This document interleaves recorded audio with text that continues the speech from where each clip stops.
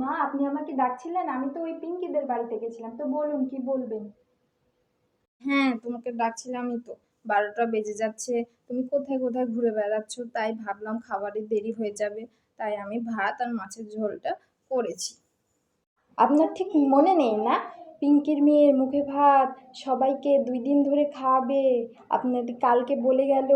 আর আজকেও তো নিমন্ত্রণ, আর আজকে তো আমাদের বাড়িতে রান্না বান্না হবে না।